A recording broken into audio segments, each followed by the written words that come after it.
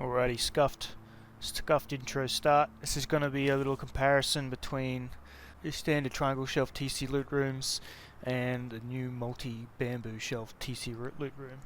So we'll start off with the standard.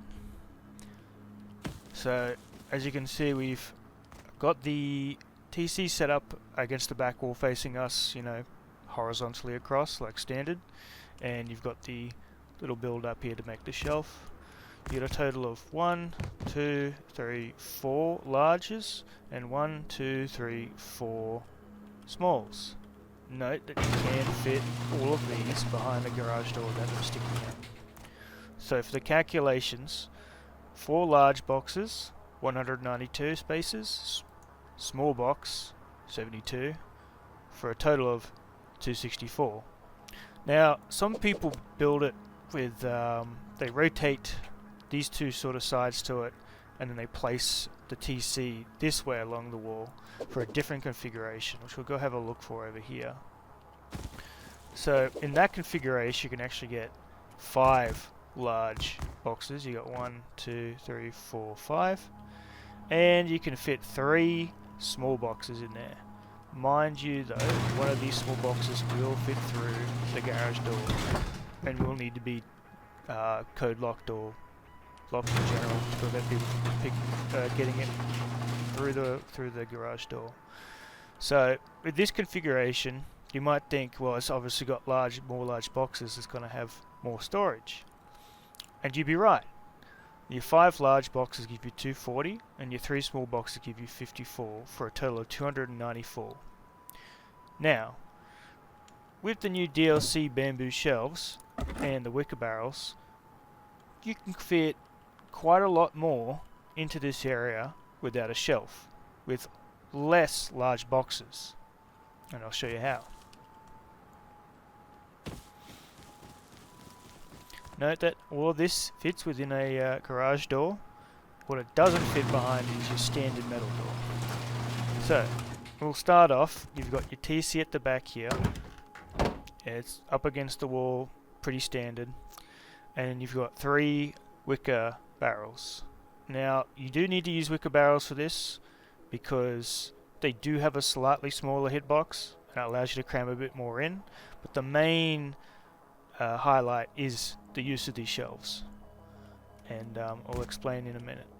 So you've got your 3 wickers, and then you can place 2 small boxes between them. That's pretty standard. However, in order to get this placement done, you have to do things in a bit of order. So you place 1, 2, 3, 4, 5, 6, and then you start off with this shelf over here on the left. Place it all the way to the end there. Sort of keep it level just above where it'll turn blue on the TC. You want it just a bit higher.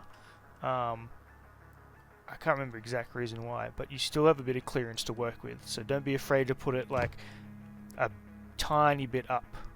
You don't have to have it flush against the barrier that'll prevent you from placing it on the TC.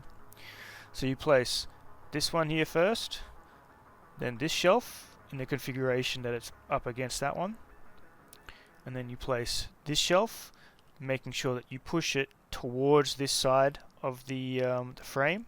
You don't want it having sticking too far that way, and the reason for that is you want a bit of the shelf pushed out this way so that it's very, very close and providing stability for this one to be very, very close to the frame. Otherwise, sometimes this one won't place. Right. So after that shelf, we'll then want to place this bottom shelf here on the right, followed by this shelf here on the left. And the same sort of rule applies on that side to this side. You want to keep it kind of close to this and just like a tad off where the wicker barrel will prevent you from putting it. So you now have all of those shelves in the area. It does matter how you go about placing these boxes. The first one you'll want to do is this one in the back right here, and you will need to put a box down, and you will need to sort of stick your stuff up here and a bit further back, and as you notice, it's not quite 100% flat, and that's okay. You don't need it to be flat. What you do need is to have it flat enough and as far back enough to be able to place it. This second one here, and as you can see, it's not perfect. Followed by that one, you'll have to place this top right hand one here. This one's a bit easier because you can sort of stand up on these barrels here, or you can sort of get around it by doing it like this.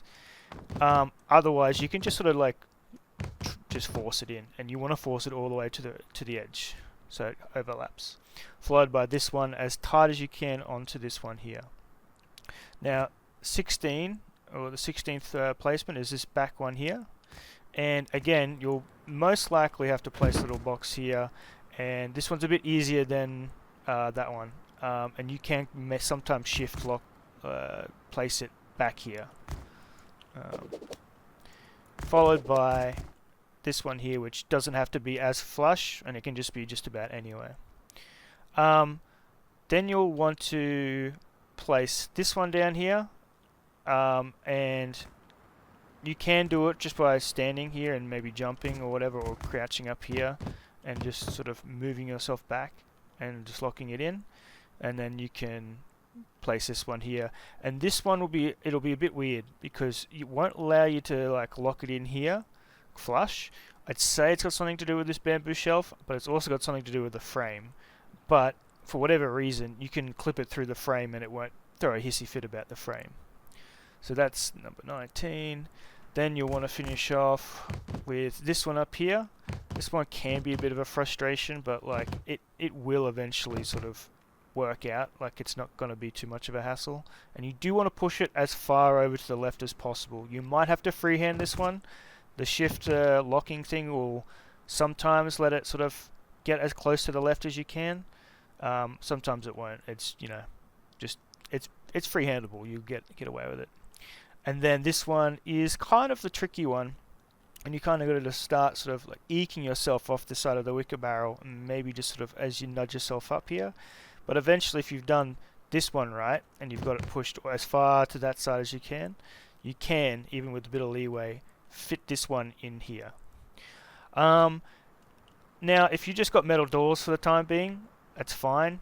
Like, metal doors will suffice, but you can see here that if I use a metal door, no matter how I place, this one will stick through it.